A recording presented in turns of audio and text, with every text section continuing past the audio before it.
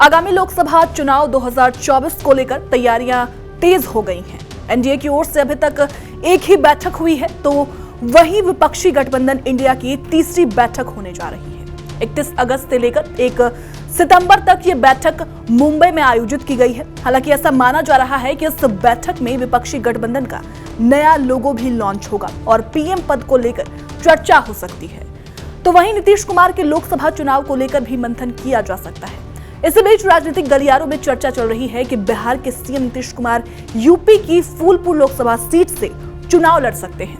इन अटकलों के बीच बिहार के ग्रामीण विकास मंत्री श्रवण कुमार ने यूपी में खुलासा किया है कि फिलहाल नीतीश कुमार की ऐसी कोई इच्छा नहीं है और न ही पार्टी नेतृत्व ने ही कोई फैसला लिया है। हालांकि श्रवण कुमार ने यह भी कहा कि इंडिया गठबंधन से नीतीश को पीएम का उम्मीदवार होना चाहिए।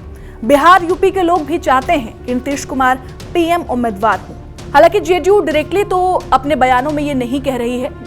बिहार और यूपी का हवाला देते हुए नीतीश कुमार के पीएम उम्मीदवारी को लेकर बयान दे रही है। इस संदर्भ में अभी तक नीतीश कुमार जी ने कोई अपनी राय जाहिर नहीं की है और हमारी पार्टी ने कोई राय जाहिर की है, लेकिन उत्तर प्रदेश के इलाकों में इस बात की चर्चा होती रहती है कि नीतीश कुमार जी फूलपुर से चुनाव लड़े।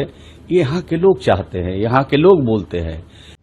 बता दें, बिहार के मुख्यमंत्री नीतीश कुमार के 2024 में फूलपुर लोकसभा सीट से चुनाव लड़ने की चर्चा इसलिए भी हो रही है क्योंकि यहां कुर्मी समुदाय की बड़ी आबादी है और नीतीश कुमार इसी जाति से आते हैं। इस सीट से 8 बार कुर्मी समाज के प्रत्याशी चुनाव जीते हैं। मौजूदा सांसद केशरी देवी पटेल भी इसी समाज से हैं। बहरहाल फूलपुर संसदीय सीट का प्रतिनिधित्व पूर्व पीएम जवाहरलाल नेहरू और वीपी सिंह भी कर चुके हैं। जवाहरलाल नेहरू यहां से सांसद रह चुके हैं। उन्होंने 1952, 1957 और 1962 में लगातार 3 आम चुनावों में जीत दर्ज की थी।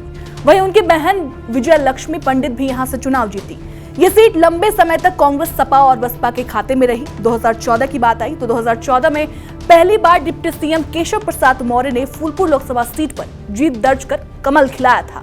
हालांकि उसके बाद हुए उपचुनाव में बीजेपी ने यह सीट गंवा दी थी। इस सीट पर सपा के नागेंद्र पटेल जीतकर सांसद बने थे, लेकिन 2019 में एक बार फिर से इस सीट पर बीजेपी ने दूसरी बार जीत दर्ज की और केशरी देवी पटेल सांसद चुनी गई। दरअसल फूलपुर से चुनाव लड़ने के पीछे नीतीश कुमार की मंशा ये भी है कि वो न सिर्फ खुद को विपक्ष का सबसे मजबूत चेहरा साबित करेंगे, बल्कि वाराणसी से चुनाव लड़ने वाले पीएम नरेंद्र मोदी को भी कड़ी टक्कर देने की कोशिश करेंगे। इसके अलावा ये भी कहा जा रहा है कि उनके सीट पर चुनाव लड़ने के आसपास के जिलों की 2 दर्जन से ज्यादा लोकसभा सीटों पर सीधे तौर पर इसका असर पड़ेगा, जिन सीटों पर पटेल मतदाता निर्णायक स्थिति में है।